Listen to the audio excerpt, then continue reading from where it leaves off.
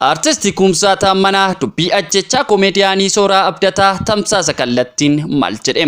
Itti aansuudhaan komeediyaanii Sooraa Abdataa osoo hin boqotiin dura hiriyaa isaan jecha xumuraa maal jedhe. Akkaawuntiin Dengessaa haadha Sooraa banameew yeroo ammaa maalirra ga'e kan jedhu qabannee isiniif dhufneerra. Egaa qophii keenya wajjin hanga xumuraatti turan affeerraa keenya.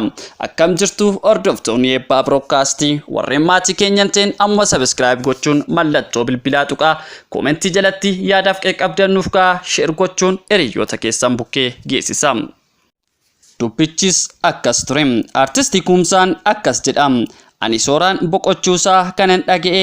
Sooraan ajjeefamee bulee guyyaa naannoo saa 5 dhaga'e. Yeroon dhagoos amanuun dadhabe. Bakka reenfi Sooraa jira jedhee mu hospitaala Phaayiloosiin deeme. Yeroon achi goosii wantan amanuu dadhabe natti ta'e.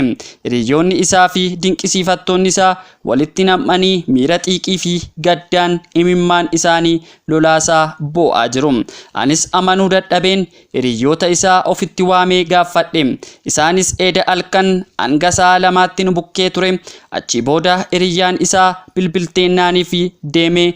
Achi booda naannoo sa'a 5 boqote naan jedhan jedha artisti Kumsaa Taammanaa. Keessattuu hiriyaa isaa Firaa'oliin ofitti waameen walitti bu'insa qabamoo jedheen gaafadhe.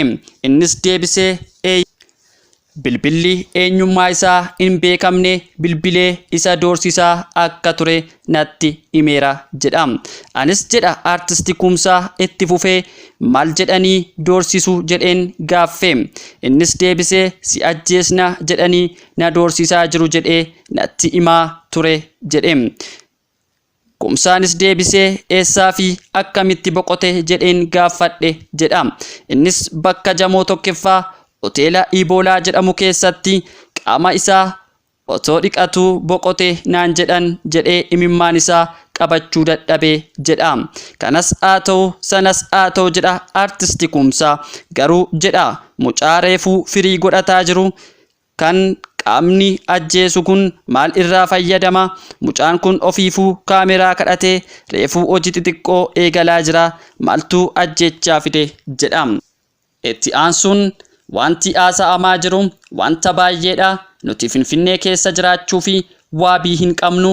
Bakka kamiyyuu kan jirtan miidhaa Oromoo fi kan quuqamtan hundiyyuu torbee tokko profaayilii jijjiiruu osoo hin taane waliin mari'annee dhugaa isaa haa barbaannu jedha.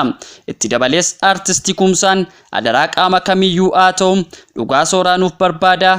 Dandeettii qabdaniin nu gargaara. Qaama poolisiis haa ta'u qaamni dhimmi kun ilaallatu hunduu dhiiga mucaa wal adeemaa kana nuuf dhimma adaraa waaqaaf lafaa jedha.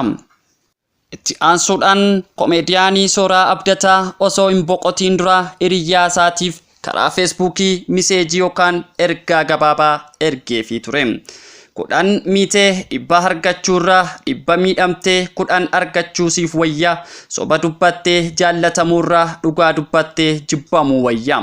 Addunyaa dhiphuu fi boo'ichaan guutamte keessatti yoo baay'ate umurii 70 jiraattu duutuu isumayyuu 99 gadditee tokko gammaduu keessatti maaf amaa namaaf yaadda. 99 gaddisiiftee maaf gammachuu tokko barbaadda.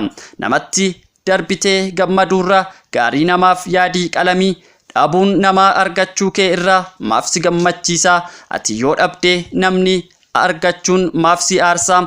Sabni keenya maaf warra waliif yaadu caalaa warra walitti yaadu ta'e biyya kana keessatti kan itti galateeffamuu qabduun doorsifamta, kan ittiin boqochuu qabduun nagaa dhabda. Sanas ta'u kana boo'ichaan namaan gammaduurra gammachuu namaan boonuu nuuf wayya. Gaarii waliif yaannee nama gaarii taana. Borii keenya kan hin beekne maaf guyyaa har'aa wal harkatti qabna? Nama gaarii haa taanu. It is my last word jechuudhaan hiriyaa isaatiif karaa miseejii ergee jira. Xumura irratti akkaawuntiin baankii Deeggarsaa haadha Sooraatiif banamee miidiyaa hawaasaarra deemaa ture. Haa ta'u malee yeroo sana namoonni tokko tokko deeggarsa godhaa turaniiru. Haa ta'u malee yeroo ammaa wanti mul'achaa jiru tokkoyyuu hin jiru. Nuti gama keenyaan quncee wal qabattee arba'iitii akkuma jedhan isheen iyyuu mucaa ishee nuuf jecha dhabdee waan ta'eef hanga xumuraatti cinaa haa dhaabbannuun dhaamsa keenya xumuraati. Egaan kabajamtootaaf daawwattoota keenya qopheessee qindeessee kan sin faana ture an Eebbisaa Taakkalaati. Waan na faana taataniif guddaa galatooma.